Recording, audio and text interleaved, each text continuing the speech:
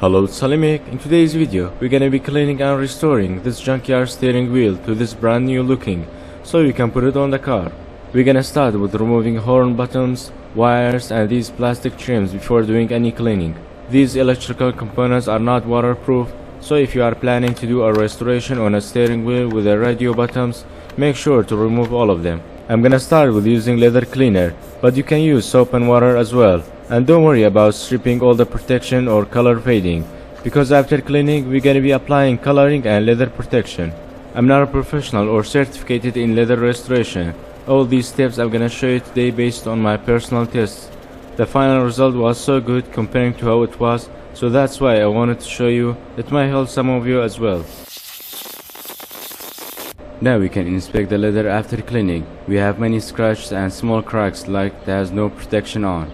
The leather surface is rough and it has some high spots, so I'm gonna use a 600 grit sandpaper to level the surface, and then wet sand it with a 1000 grit sandpaper. In case the leather had damaged spot, leather tear, you need to use leather repairing kit, which is basically filler used for fixing leather, but in my case it's just high spots and sanding will level that out.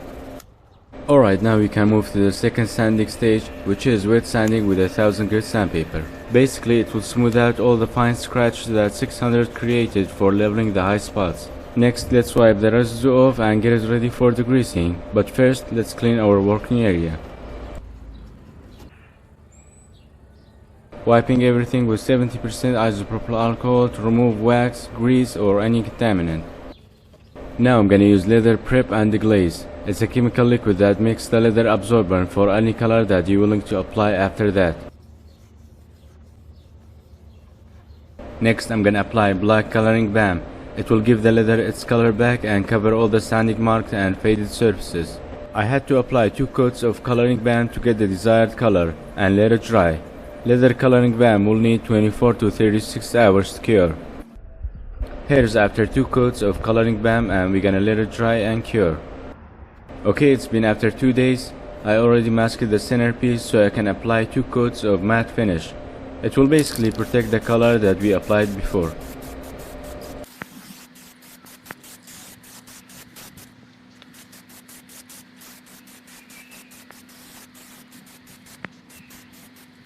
While the first coat drying, I'm gonna sand the plastic trim and paint them the same color.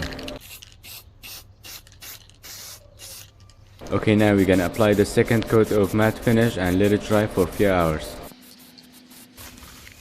Alright, it's been after 3 hours, it's completely dry to touch. We're gonna remove all the plastic and put the bottoms plastic trims back. And here's after all these steps, it looks much better than how it was before. I have never did a restoration video on my channel, but if you guys enjoying and wanna see more, let me know.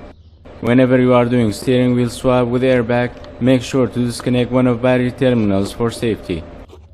I didn't show that much details how I removed steering wheel on this Chevy Optra.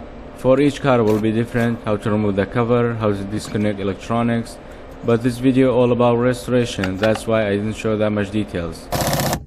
With all these easy steps, we could turn this junkyard steering wheel to this brand new looking. Okay, that's it for this video. Hope the video was helpful and learned something new. If it was, like and subscribe if you haven't already, and I will see you in the next one. Bye for now.